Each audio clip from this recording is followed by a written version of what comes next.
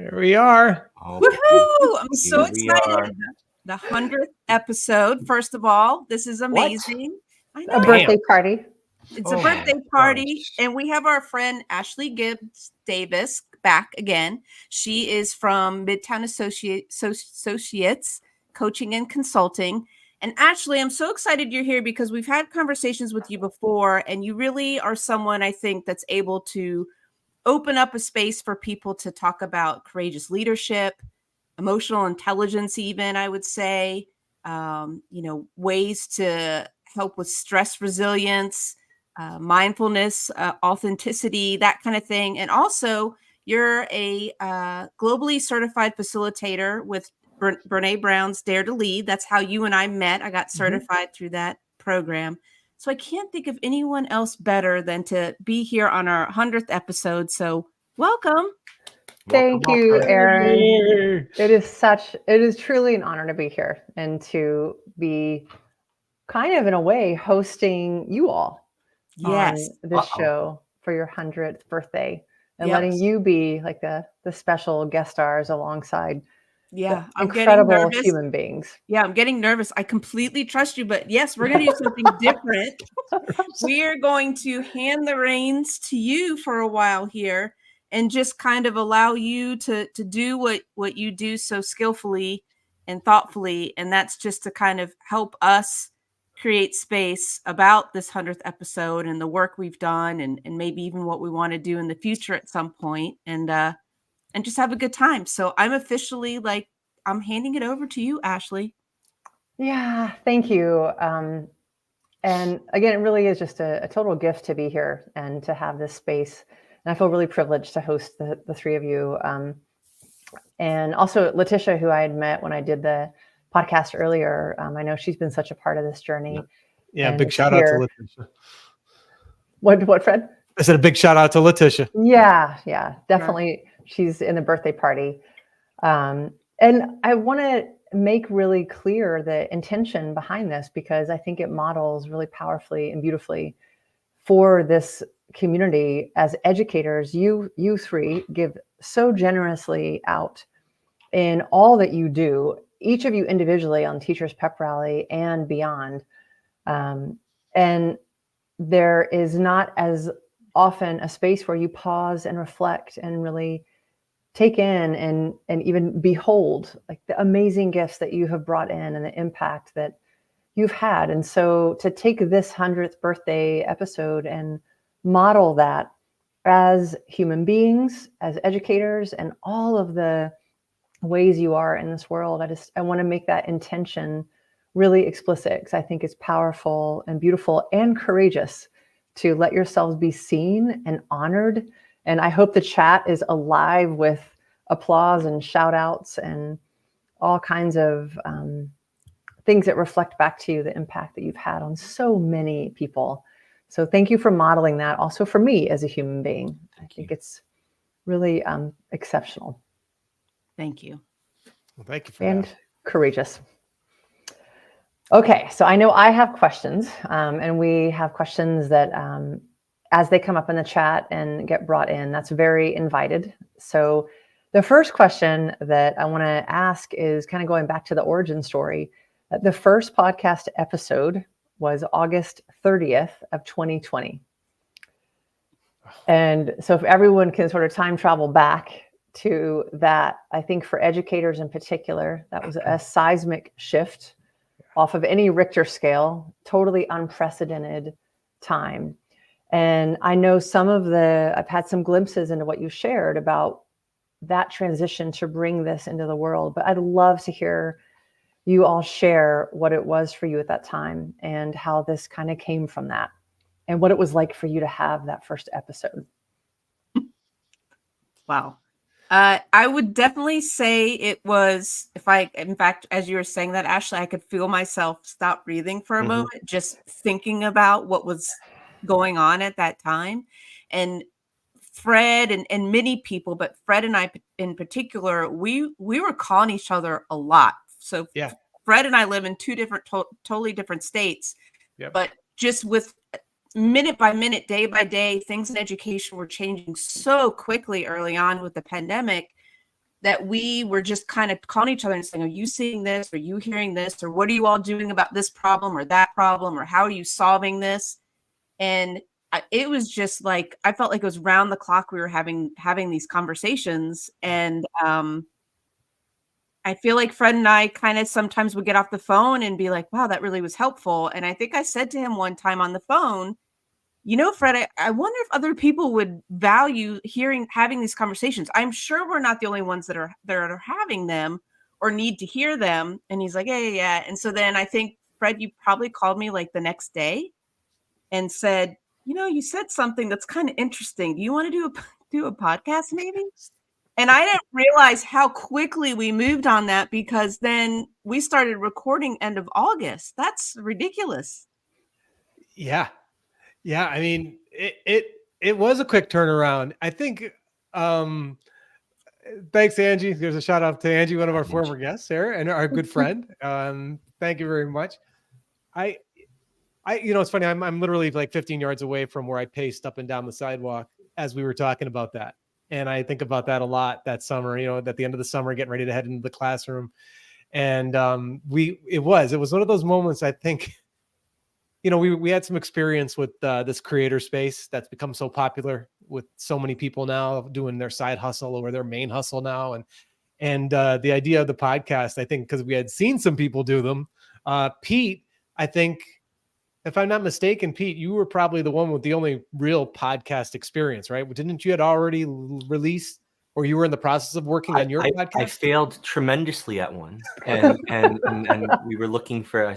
I was just looking for an anchor, and you guys threw it to me. You're like, hey, so that's how it all happened. Yeah. Yeah, and that was it. It was like, boom, boom, boom. Hey, can you do this? Yeah, we'll do this. Can you do Spotify, website? And a lot of the time we were saying yes without really knowing how to, or yes. Like, really, yeah, sure, we'll do that. But it was a lot of learning on the fly and trial and error. Yeah, I don't think that at no time back then was there ever really any, I don't want to say maybe pause or hesitation. No. I think we just said, yeah, let's do it. Let's just go and do it. And we did. Right. We were just so eager to work with each other, and we were just looking, we were just scratching at any kind of normalcy. Yeah. And the normalcy was the connection between us, and let's go help other teachers. And I think by helping other teachers, we're really helping ourselves. Right. So yeah, that's how it all happened. Yeah, there were so many unknowns back then. Like we really didn't know. Not even just with the podcast, but I mean with teaching. Like none of us knew where we were going. Everyone was, it was the COVID, it was the the malaise that we started to see. And then here we got another shout out here. There's Dave. It's good to see you, Dave. Hello, Dave. He's one of the great. That's one of the greats right there. Yeah. Talk about pivoting. Talking about teaching. So thanks, Dave, for popping in. But yeah, there was so many unknowns. It was really kind of like just bumping into things and figuring it out. It was almost ignorance is bliss, Ashley. Like the more I think about it, of us just being like, well, we don't know what we don't know, but let's just try it. And I think Pete, you hit it on the head, right? Like it just was some kind of normalcy. Hey, because we did it I think that year we did it every week. I don't know if we missed one. Recording. You're right. We were that, and that was another conversation we had, right? Because we tapped into some expertise. I remember we reached out to Mark Bologna, another great podcaster that's out there covering New Orleans. But he, and then we asked a couple other folks, is the frequency supposed to be weekly? Is it monthly? Is it bi-weekly? Because we were trying to figure out what the algorithm gurus or the Spotify gods, small g, were saying, like, hey, this is what you need to be doing. But Aaron, I think you were really the driving force on that, because you're like, yeah, let's do it weekly. And that was a really, I think that was a real important initial direction to stay in. And I think really that's what, and also that's the thing that really started to create the weight of getting guests. And that was really on you a lot of times. So thank you for driving that boat, Aaron. I think that was key. 100%. That's how we got to meet people like Ashley. Yeah. I'm sure we'll talk about that, but that's been a true gift, is the network, like the net that we've cast out, and the people that we've got to meet along the way has been, Very cool. Yeah. Yep. Yeah, there are so many things that stand out to me. One is just looking back on that time, even having the rigor of a weekly cadence and having that as a touchstone at that time, and just that, what a touchstone that alone gave, just the continuity and the regularity and the consistency of that when every foundational plate was shifting. Yeah. True. You know what? It's when Okay. you say that like that, Ashley, you know, I've shared this before over some episodes, and it might have, I don't know when it was recently said, Aaron, maybe you remember Pete, but I was saying to the fact that, you know, we would be, you know, you're teaching all day, and anybody that's involved in these side hustles and like this, you know, you're doing it at night, you're doing it after work, you're doing it, Yeah. you know, right when some of us are coming literally out of the car through the front door, sitting down. And the one thing though that I could say with 100% certainty is, you know, oh, here we go. We got to get in the right mindset. Got to be upbeat. Got to be energized. But by the end of that conversation, by the end of that recording that night, 100% worth it. Yep. It was to that point, Ashley. You know, it was almost like therapeutic, right? All through that for us, and I think we said that was for us. I don't know. Yeah. Do you, Pete, Aaron? Do you guys feel that? Did you feel that? Oh, totally. I couldn't sleep after we got off because I was buzzing from it, just because it was a connect. You know what I mean? It was the only connection I was really getting were these conversations, and it was still remote, right? I'm still looking at you all through a screen, but it didn't feel like that when I got off. I felt like we spent, you know, it was quite a shot. It was quite a shot. space. Yeah. And not only side hustle, but it's our side hustle. Right. It's on top of, we all have our own business outside. We have our regular teaching jobs. We have our businesses outside. We have our families, and then this on top. And I think a lot less people would throw in the towel, you know, and we've just hung in there, and Aaron's been our leader. And yeah, it's a wonderful shot in the arm after each. It's truly a pep rally. It's like a little booster shot or a vitamin or Yeah, I want to actually, that was one of the things I wanted to bring in is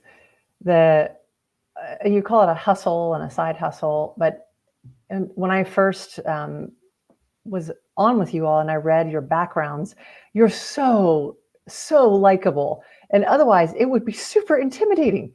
So I was reading each of your backgrounds, and I can share what I know from what's on the website, but I'd love if you could each take up space and say what your passions are. And these aren't hustles. These are like true, the way I experience them and being in person with you or in this space with you and reading about it. These are true gifts and offerings and capacities that you bring into the world that come from, and you all have such unique ones that come from you as human beings, as teachers, educators, but just even beyond that.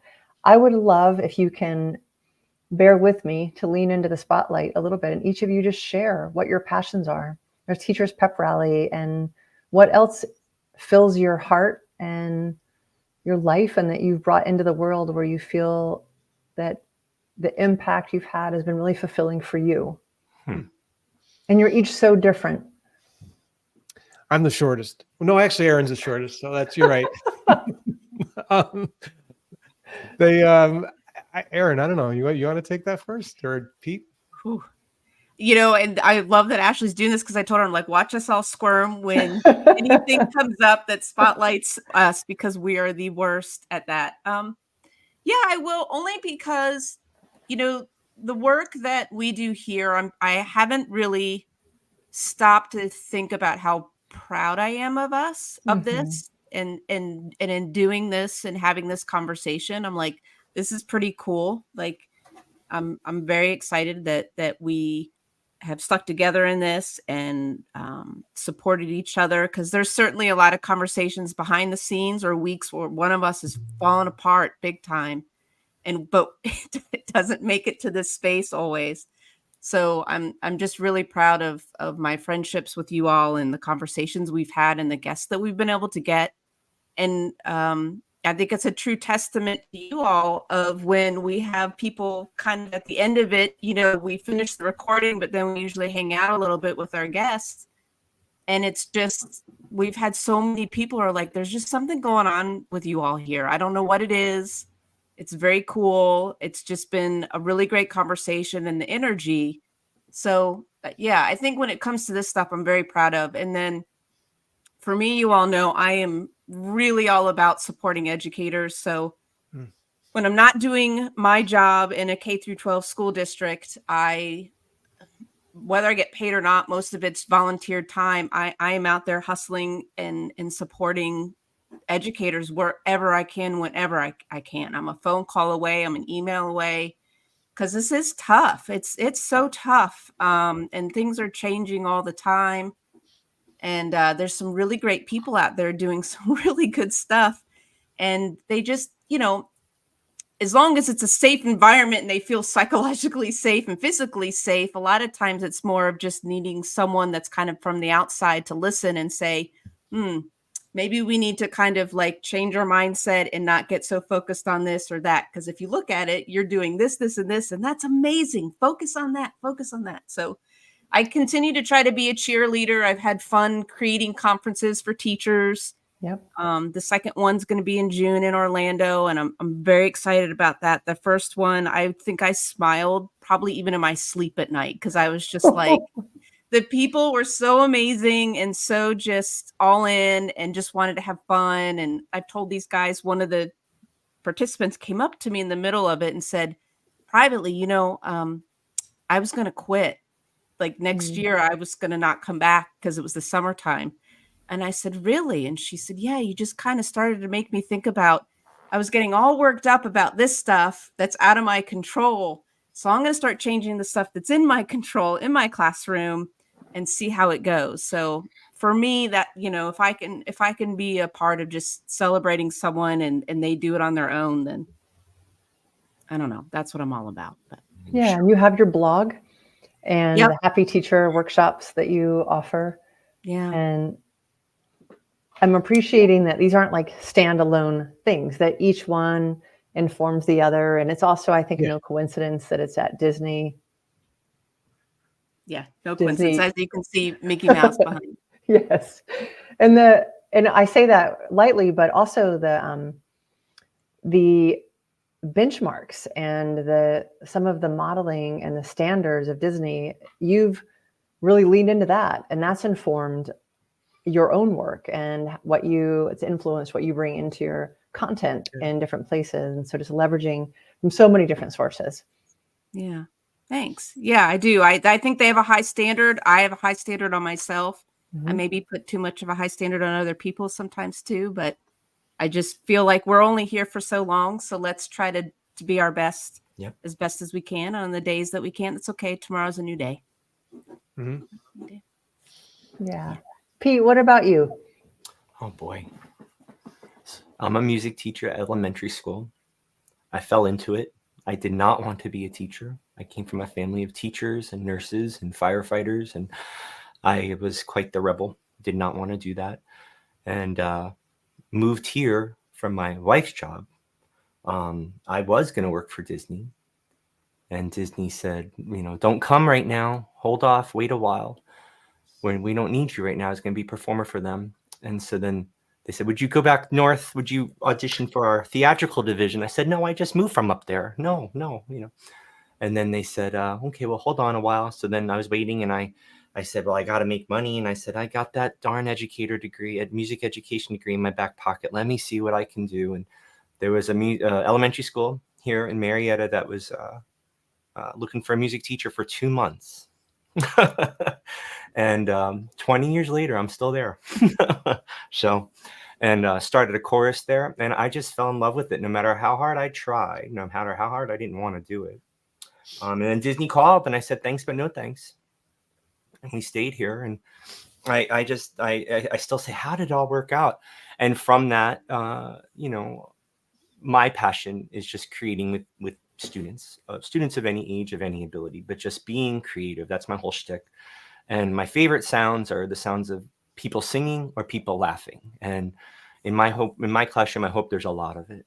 And I just like, gosh, this is what I'm doing every day. I'm guaranteed to put on a show, whether it's in the classroom, one-on-one with the kids, or for their families and having them shine on stage and seeing them grow, or supporting arts programs in schools and all. And that's how it's developed into my thing.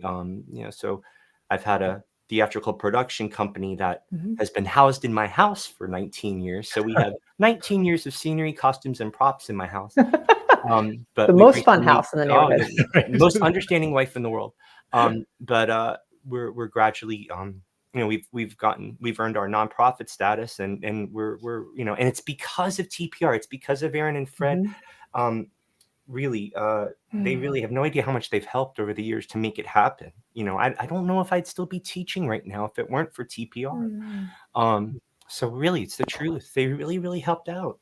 So yeah, we got the nonprofit. Now we're looking at, hopefully by this summer, getting our own building, and that's gonna hopefully become our own school of the arts someday. And it's like, what? This came out of, how did this all happen? It's meant to be. It's all I know how to do. I love putting on shows for kids and seeing them grow as people through play, through music, and being creative and being kids. So that's where we're at. That's what I do. And I think through TPR, I've become a better teacher. I've become a better person. I was not a good student. And I really fought hard on the teaching part. And to hear all these amazing minds and all these wonderful, heartful people in education, it's helped me, inspired me, helped me look at things differently, learn different approaches. And I'd like to think I'm better for it. So, yeah. Yeah. And I'm the one that cries easily. So there we go. Oh, man. My water table is always running about right here. Hi, but Lou. I want to just really Hey, Lou. pull That's out our good friend Lou. Guest number 3. Yes, he was Oh, guest yeah. number 3, first season. Yeah. Well, he was the first actual guest, or he was the guest number 3. The first victim, yes. Third Episode 3, very first guest. He said on That's there. a loyal. And Thank quite you for honestly, he's everything. the reason why we all know each other. Yes, I mean, yes. Okay. That's how we met. Yep. Yeah. Well, that's what I was going to comment on, like the cross pollination of your gifts. Like you just don't know how far that ripples out of goodness. And like Pete, I suspected there would be some modesty at play here. You've also co-created and written a musical. You've co-authored 2 books, or you've authored 2 books. You have another podcast that you do, and an educator, and run a theatrical company supporting arts in the schools. So these are just incredible ways that your gifts come out. And it's so moving to me to hear that these gifts may not have come forth as fully without Aaron and Fred. Like it's just so beautiful. And so powerful how the connections we have. It's a blessing, and it is really amazing. And the fellow that just popped in and out here with Lou, I mean, I think we all kind of weave back into him, and he's been there behind us in the shadows and also in front of us, leading us and giving us inspiration and helping us. But yet we all stayed interconnected. It's a special group of people we've had here over the years. True. Fred, you're not off the hook here. No, I'm not, am I? I just like playing with tech. So I just like doing this stuff. Metal. For me, I've said this before too, where this will be my 25th year teaching in higher education tomorrow. And I was talking to Aaron. I was talking to Aaron. 2 birthdays. Well, yeah. I was just talking to Aaron. We won't go into the rocking chair part though. That's a whole other story. But when I started teaching, first of all, I have a background that's, former military, former software development, technology, and so on.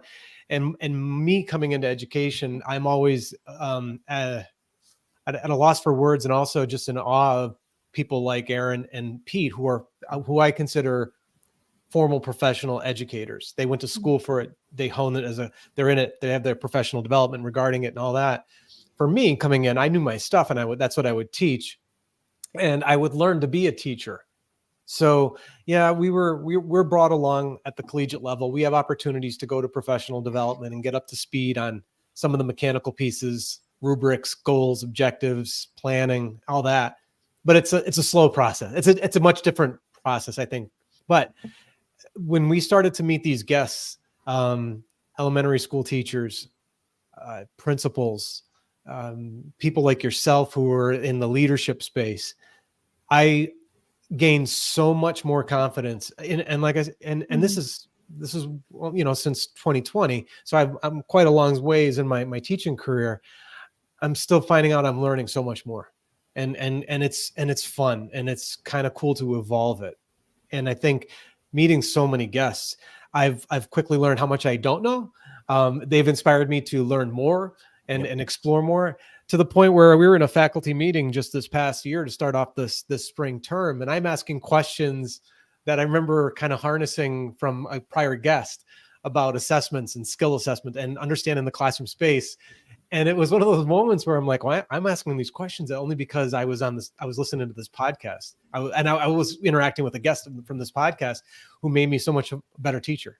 At least I like to think. I know I still have a long way to go. I still have a lot of time, but it's fun. It's just fun to do that. And I think really what keeps me going is the fact I like to tinker with things. I like to build things. And that's always been my whether I'm building a deck. Former Marine, I was building Marines. I have my kids. I was building my kids. I build my students. I think I just like to build stuff. And that's what kind of keeps me going. That's what allowed me to do with Get Me Coding. I saw that shortfall in education where there was this definite need for a better, as we know it as STEM, you know, science, technology, engineering, math. We wanted to see that improved. And I was involved in efforts with my university to help the next generation of young people explore it and figure out if that's a path for them. But then I thought, you know what, I'd like to do it my own way. So that's where Get Me Coding came in.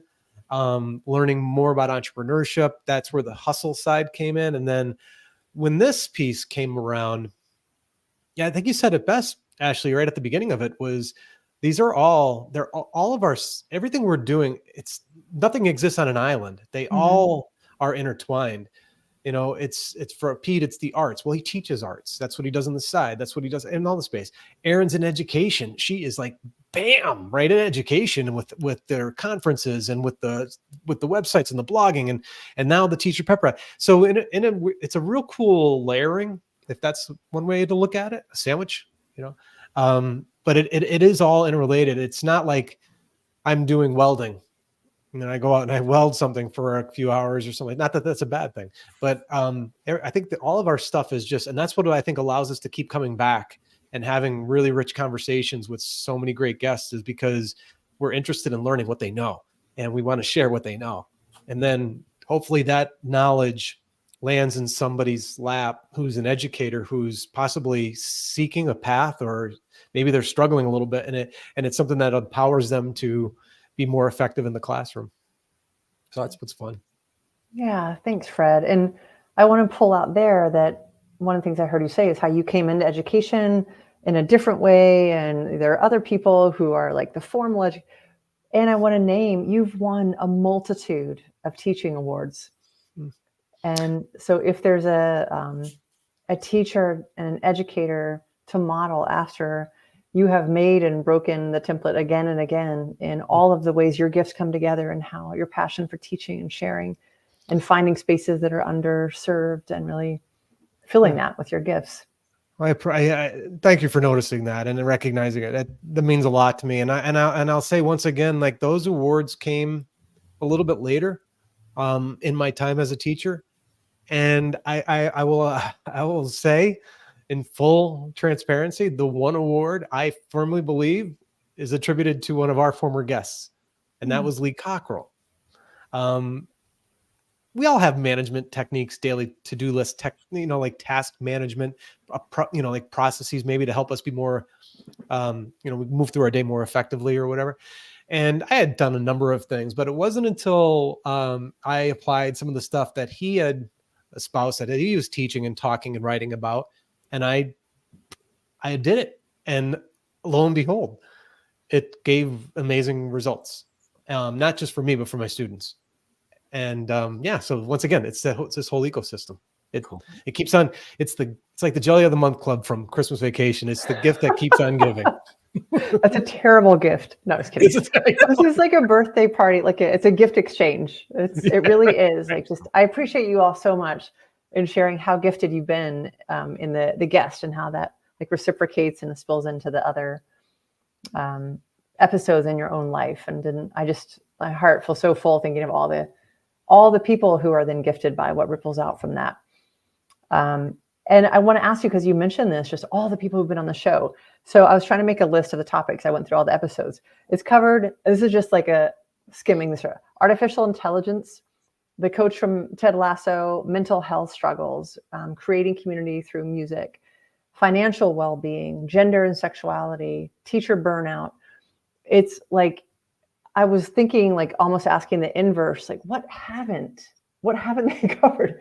And it's really amazing. And so what I wanted, this is always a fan favorite, but I wanted to ask each of you to look back across like the topics and the episodes and the conversations and what has really stood out to you. And Fred, you just mentioned that episode, which I've totally written down. I'm going to go watch it. I think everyone could benefit from that. But yeah, like what are some highlights that have stood out to you of nuggets from across all the episodes? So one of mine is, Pete, when you had your ensemble from The Little Mermaid come on. How many kids did we have? Were they first through fifth grade? We were fourth and fifth graders going. Yeah. And well, it was, I've lost track. yeah, it was a good amount. I just remember it was like beyond the Brady Bunch on my screen, right? So I'm already facilitating Pete, Fred, and Letitia, trying to make sure we're on schedule, we're staying on topic and stuff. And now we had like 9 or more of your kiddos, and they were unbelievable. Some of them shared it with each other, and there were people popping up. They were excited. It was so beautiful. It was just kind of cool to see Pete's kids, on here and talking to us. And this is before we went. I don't think we did any video of them. No, not yet. No. But it just, if anyone wants to go back and listen to it, just was these kids' minds and the opportunities for them to kind of just answer questions and share their insight was just beautiful. It was just so beautiful. And it made me happy because we had little students on. Yeah. Have there been any bloopers or tears? Things that have made you cry from belly laughing, from being moved? I know there's a cat in the sink story somewhere in there. You know what? We definitely have to share the one blooper, but we just saw it pop in Gavin. Hello, sir. How about the timing of this? Gavin, thank you very much. His story was one of the ones that really hit me hard. Yeah, that was a tough story that he shares about, losing a friend, and it's that type of stuff. He was very direct and up, and that had me thinking about a lot of things afterwards. That was a tough one. That was one of the tougher ones for me personally, I thought. Yeah. But let's kind of like flip it over to actually before we do that, actually, Fred, I'm curious, like what struck you about that? Well, I think he had written a book that allowed him to reflect back on the loss of a friend in high school. I think it was high school, correct, Aaron? Was it, or middle school? High school. No. Gavin, remind us since you're here real time. Yeah. And that story was one of those things where, there were so many different aspects to it, but I think we've all encountered loss of some sort, and his telling it through his book writing and then our conversation, I think was a really nice healing conversation. And I mean, it was because I think in that story, I had shared one of my first opportunities where I had lost a student, and, not to kind of take it down that darker hole tonight, but that story was one of the ones where I was getting calls from the mom asking, did you see anything? Did you see anything? For weeks after that had happened. And as a young, he said it was his junior year. The weeks, after that, it was one of those things where I tried to learn how do you kind of cope with all that. And I had dealt with loss. We all deal with loss, but that was one of those moments where, you kind of really we really felt a little raw, I think, that evening. But it was a pretty pretty powerful conversation. Yeah. And that's the thing too, Ashley, that I think Fred at the very beginning said, you will always say you're going to peek behind the curtain, right? So for the most part, this is a pep rally. We want it to be a celebration and have fun and provide resources and solutions and that kind of thing. But at the same time, there's some things in everyday life, but in this profession that you deal with. And we wanted it to be very honest, even if it was raw. And so that particular episode with Gavin, it was really a great moment for him to come on and be vulnerable with us and have those conversations so that we could share that this is just kind of a part of it. You know, when you have students in your classroom or, you know, other kids, if their friends pass away, like it's just a part of life sometimes. And we needed to just recognize it. Yeah. And Aaron, I'm glad you said that, because actually that is a really, really important ingredient with the teacher pep rally, was because the pulling back the curtain, like Aaron said, because I think my generation of parents had gone to college when it was much different. It definitely felt like there was a wall between most professors and the students, and that wasn't what I've been encountering where I'm teaching. I work alongside so many great professors and staff that care tremendously about students, and to that point, I think one of the goals with the podcast was to convey that, to not only to support other teachers, but also to convey a message to parents, to let them know that, you know, the media and everybody wants to talk about, well, we teach to the test, we teach to the test, we teach to the test. Okay, fine. But we're also people. And we see our students as people, and we do our best to try to make sure they're ready for the next stage of life, I guess, whether it's K through 12 or higher ed. And we wanted them to know that. And that was one of those conversations that definitely, I think, I'm hoping that kind of was what people took away from it, was that we weren't just, you know, going through the motions of teaching. Right. Yeah. And I think for you all to normalize and model that and open up a space where there's permission to actually be the human beings. And I think the last few years, the struggles are real all the time. And I think that just from where I sit and when I see the baseline of what people deal with on a daily basis, the baseline level is ratcheted up from what it's been before. And yeah, I think Gavin's comment, education is all about people. It's the human beings in it, totally. So I just appreciate you sharing that, Fred, and how this space, because if it was only ever a confetti drop, I'm not sure that the impact would be the same. It wouldn't be, I mean, not only the range of things that you all have covered, but the depth and the pulling back the curtain, having these really real conversations. There's not a lot of spaces where real conversations really happen. And it's like an elixir. People that's why you have such a following. It's what people long to talk about, and there just aren't enough spaces. So just as one of the many things to celebrate tonight, just what a just gorgeous offering that you all have created just in being who you are and having these conversations. So thank you for sharing that. You know, and if I could just add one last thing in, yeah, we're past COVID, and we're still doing the teacher pep rally, and we will continue to do it as long as I think people find value in it and it helps. But it's weird, right? You said something like, at least at my level, we're teaching, like, we don't see faculty coming together.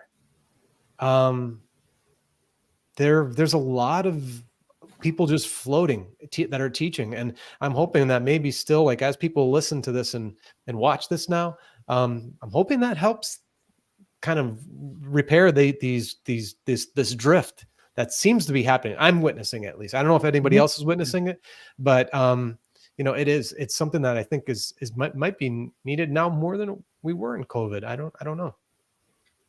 Yeah, I'm thinking about, you know, when I first started out my blog, I used to say, embrace the crazy, be a teacher. Because in education, you never know what's coming next, day to day, minute to minute, hour to hour. And so you're right. At one moment, you could be having the confetti drop and celebrating something. And then the next moment, it could be something serious. A kid's having a panic attack, or someone threw up, in the cafeteria, whatever. It really is day to day kind of insanity. And so that even happens in the space. So here we are talking about on one end, dealing with grief and dealing with the death of people as we're teaching. Then on the other end of it, the crazy moments where you had mentioned about the cat incident. So I have no idea which episode this was. I'm literally like blanking, and we probably don't want to mention the person. I don't even know. You know what? It may not have been an episode. It wasn't an episode. It may have been us getting it was now. Yeah. So wait, we all right. So there's It was an episode, but it wasn't an episode. Was it? We decided to do something, and we were meeting. We were put into groups.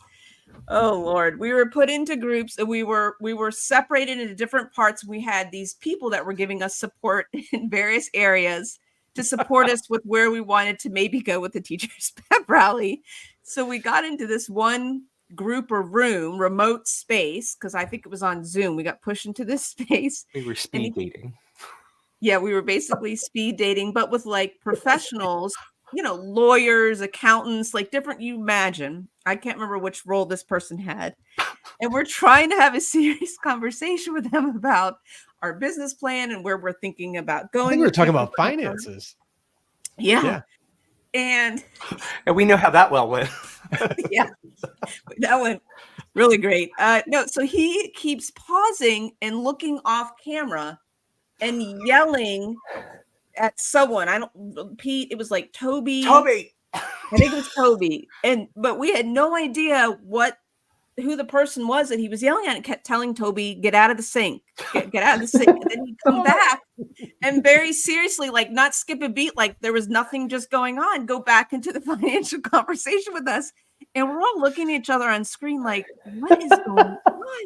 And he does it again. He turns like, no, Toby, get out of it. And then later he finally decides he's got to like acknowledge that there's something going on off screen. And it turns out it was his cat. Right. His cat was going into the sink while he was trying to give us some financial. So he had the virtual background, right? And didn't the cat at some point, it was like one of those green screen effects. All of a sudden you saw the cat like kind of like do that. Yeah. So then I'm like texting Pete. I'm like, do you see that? What is going on behind him? I'm like, there's something really weird back there.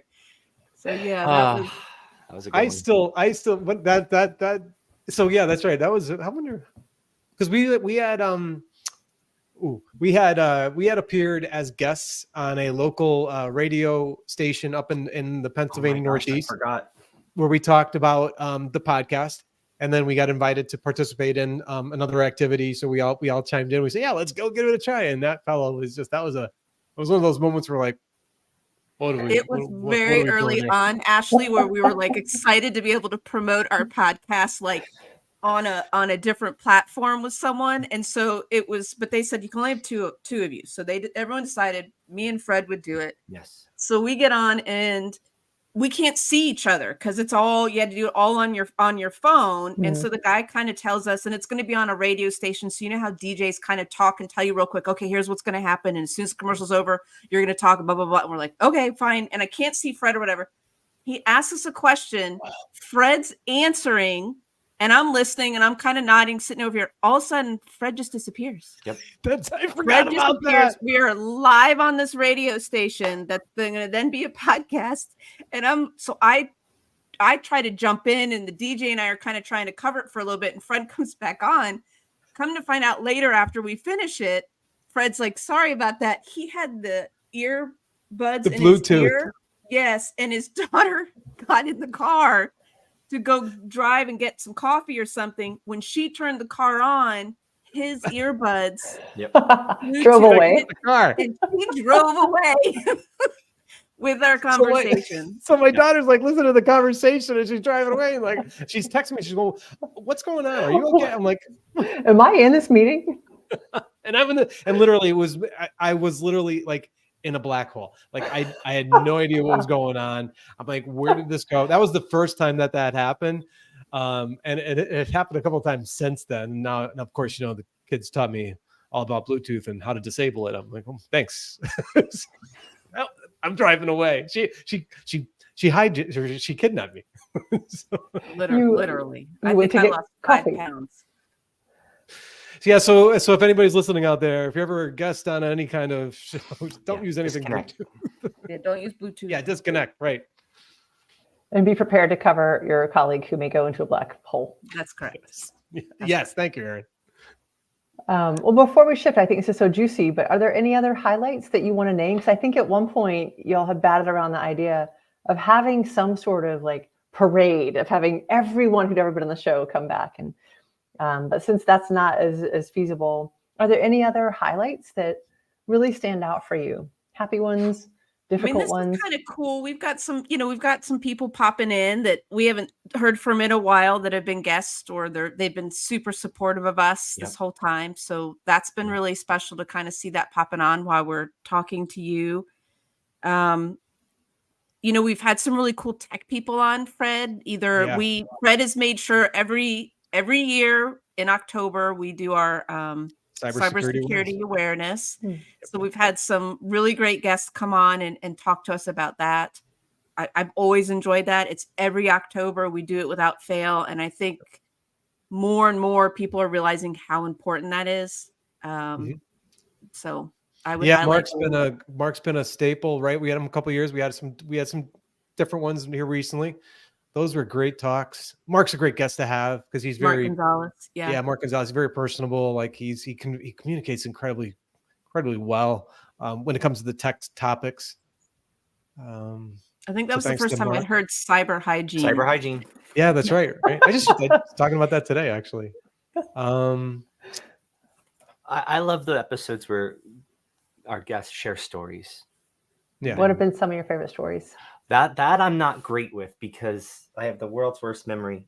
I just love the things where it's like, oh, I could relate to that. Maybe we're in a completely different situation, different school, different subject, different career level, and yet I can relate to what you're saying because we've connected that being part to the human story, and that's the stuff I love. My favorites also are the ones where we laugh. Like you said, we don't want it to be a never-ending confetti throw, but it's the teachers pep rally, and I always like the idea that our listeners look forward to our episodes, that we're going to enlighten, we're going to raise you up a little bit, maybe we're going to make you laugh a little bit, and we're going to be real. So life is real, and there's ups and downs. So those are some of my favorites. Erin stole my thunder. I was going to share the one about my students. That one, I love each one of our episodes, each one of our guests. I've learned something from every episode, but selfishly, and the most personal one was when those kids came on because, it was days before their dress rehearsal of their big show that they were working on for months and months, and the world shut down.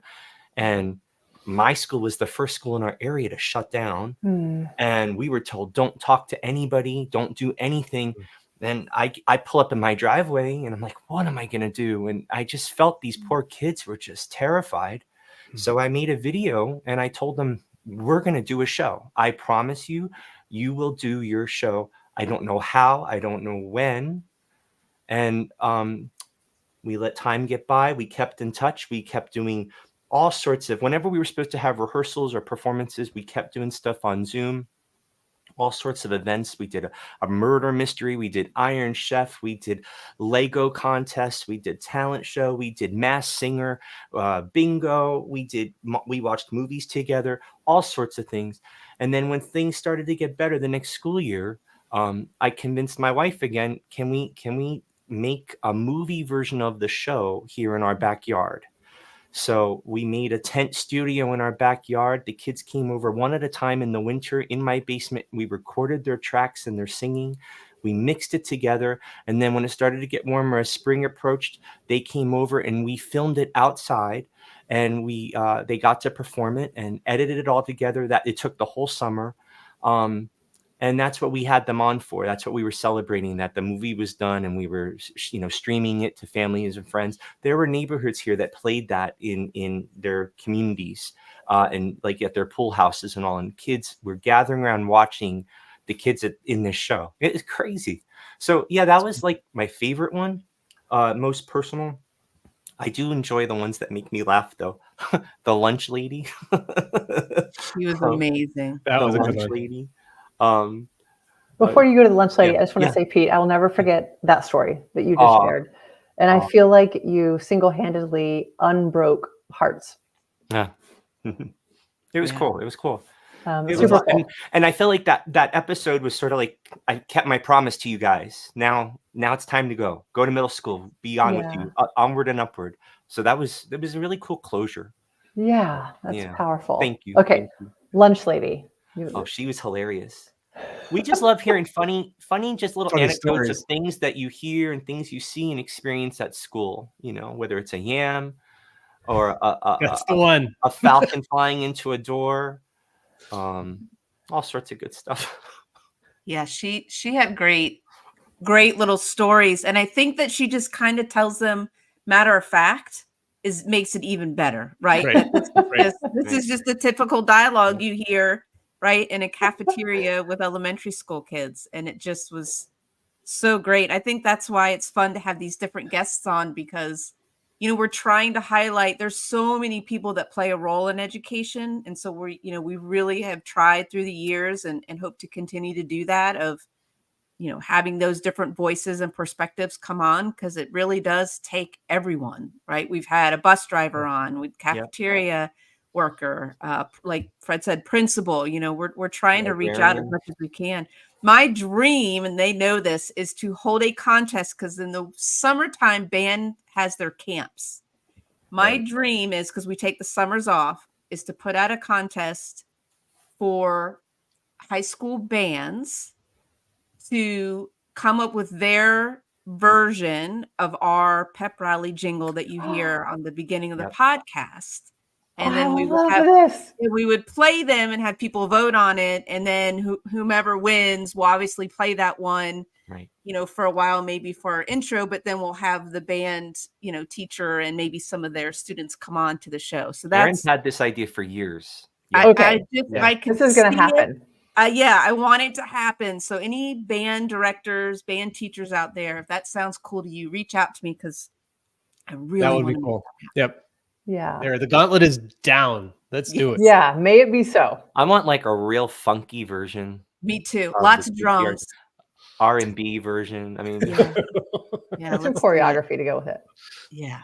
Well, I put it to some animation with some yams. So Aaron, you mentioned like you're kind of alluding to what you all are wishing for and hoping for the future. And one of the intentions for this time, it's so easy to do something and then like, okay, and then what's next? And this was very intentionally not that space. So with the bit of time that we have left, just giving a hint of what you all hope for, envision. And I think, Aaron, when you and I talked earlier, just kind of setting this as an invitation for the upcoming episodes for both the people you host and also for the people who are watching. What would people like to see, and what would the people who follow you like to have in this space? In addition to the band competition. But I'd love to hear that from each of you. And it could be something specific that you'd like to see happen. And also just kind of more like heartfelt of impact, or how you envision this unfolding. Yeah. Great question. I mean, Pete, it'd be great if you directed me and Fred in a musical version of an episode. We're going to have an episode where you just sing the whole thing. Everything will be sung. That would be so awesome. I would love for us to do some sort of live event where we're all together. We do an episode together. Listeners, I would love that. I would love eventually to have an episode with all our past guests and where are they now.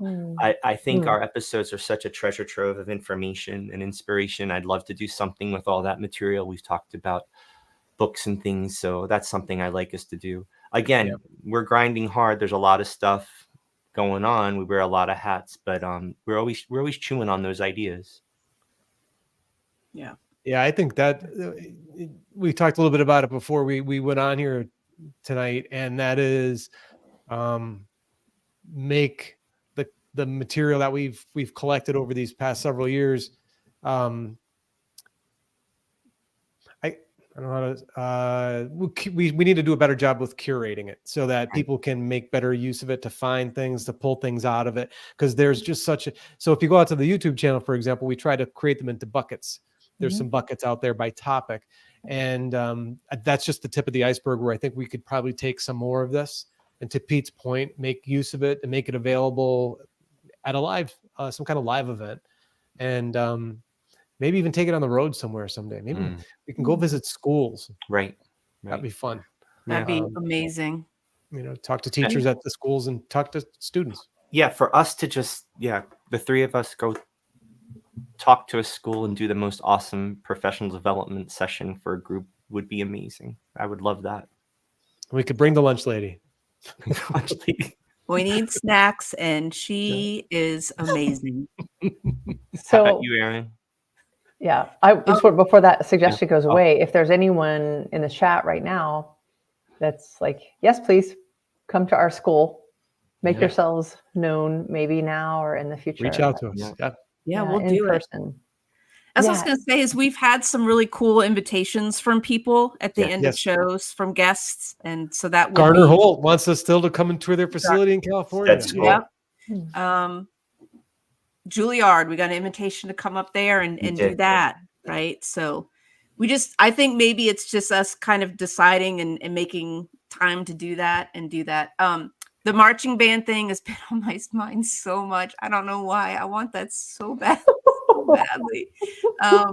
I'm just a sucker for a marching band, especially the drum line. I just go nuts.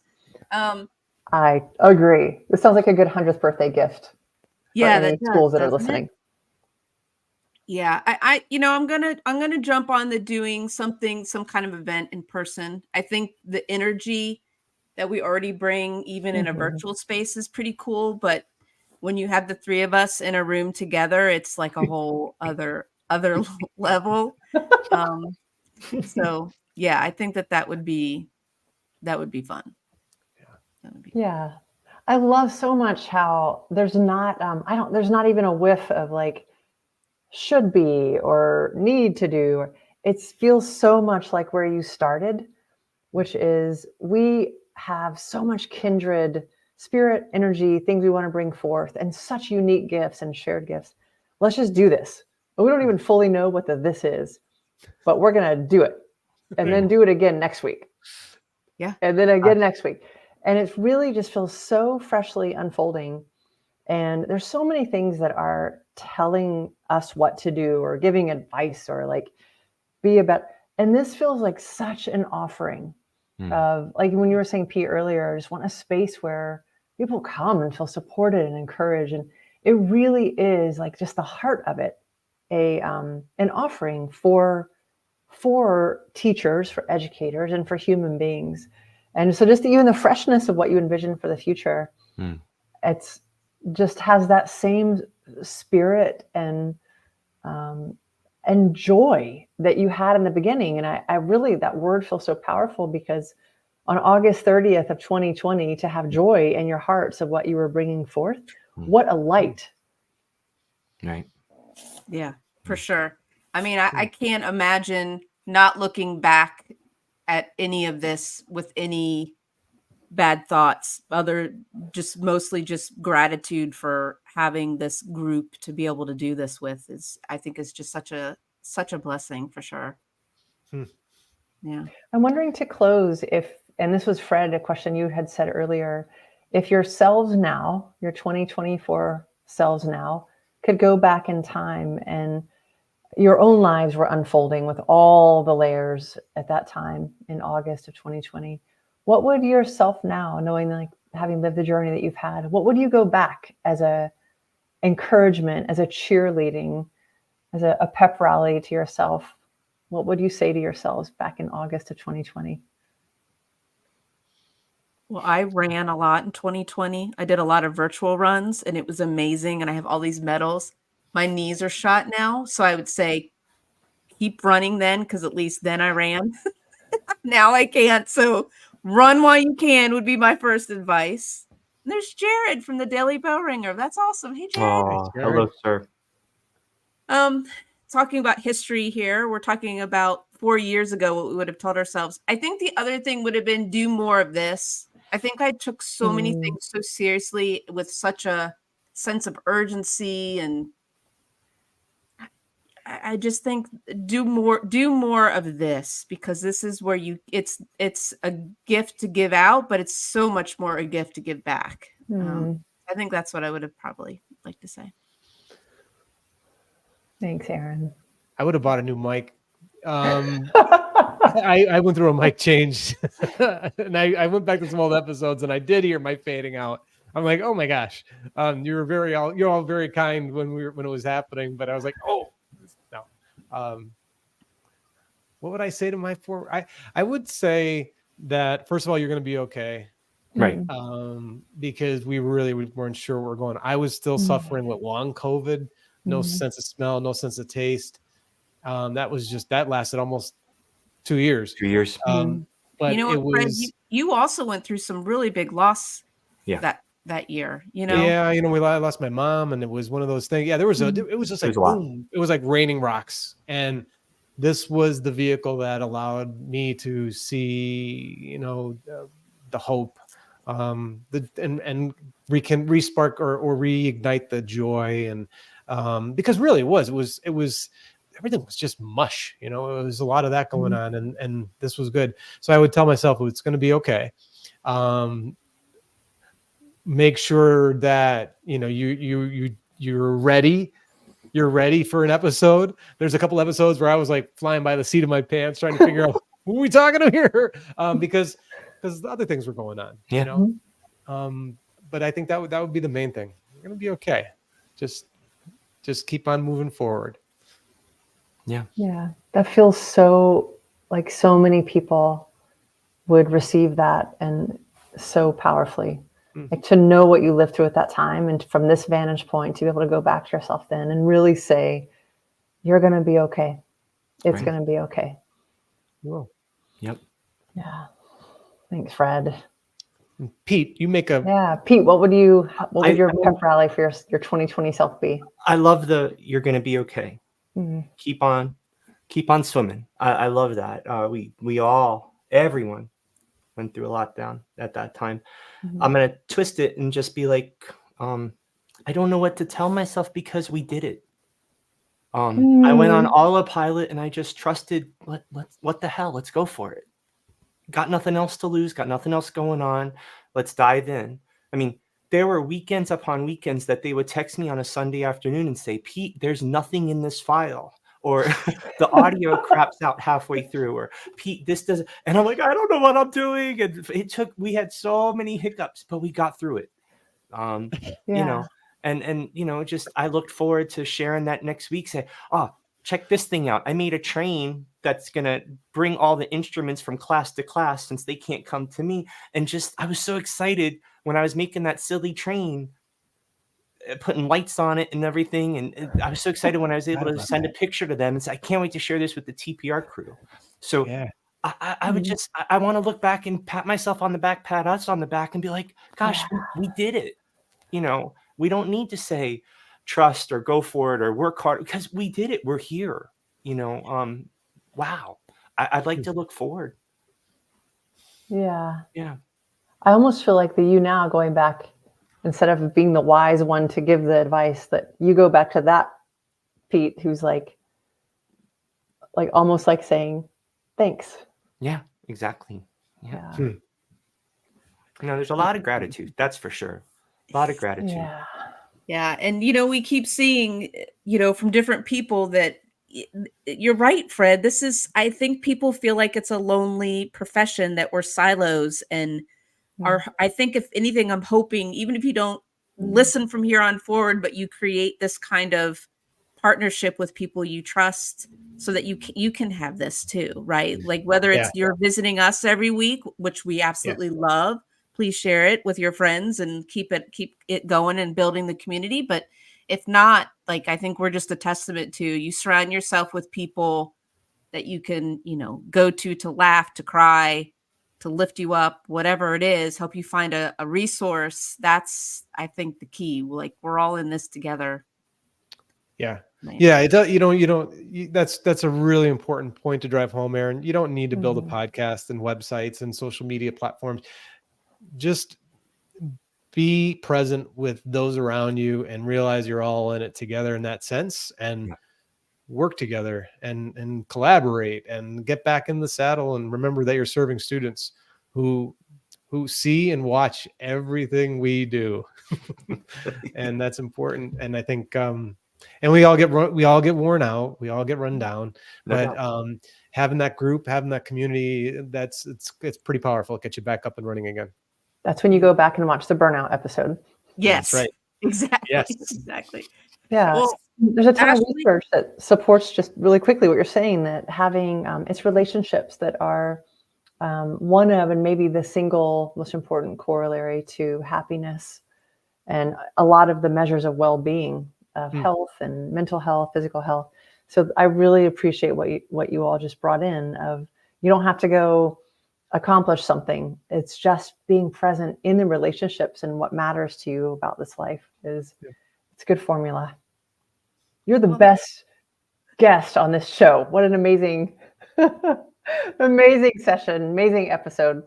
Yeah, totally appreciate you, Ashley. That's what I was going to say. I cannot imagine anyone else doing this with us. Like Fred and Pete, I don't know about you all, but I feel very satisfied with the 100th episode, just kind of reflecting. I heard you both say things, and I even said myself that I hadn't thought about or expressed outwardly. So I think that this was really wonderful. And Ashley, if people, this is what you do, right? Like, you're amazing at facilitating, creating space for people, and all different things. I mentioned the Brene Brown Dare to Lead certification, but there's other things that you do for businesses, corporations. You did it for a long time ago. You did it for a department in my school district. So, right now in real time, Fred's putting the site, but do you want to let people know how they can connect with you if they would like you to have you do something similar for them? Yeah, I appreciate that. I think my website is there. I actually honestly want to this space is for you all tonight. So I'm happy to answer any questions, or anyone, very open if anyone ever wants to follow up after this, but this is really your space tonight. Thank you, Ashley. We'll make sure to put your link in the show notes. But again, thank you so much for helping us celebrate this. It just was really nice to kind of spend this time, and for me, I'm sitting here going, honor my friends Fred and Pete, but I know it's about all of us. So thank you again, and thank you for everyone that joined us in the chat too. Yeah, thank you, Ashley. Excellent job. Thanks for great questions. Thanks for being a gracious host. And High praise from this crowd. No, it's just fun just being around everybody. And there's another good friend popping in. Hal, thank you very much for the well wishes. But yeah, thank you so much for everything. Awesome. Yeah, thank you each. Very happy 100th.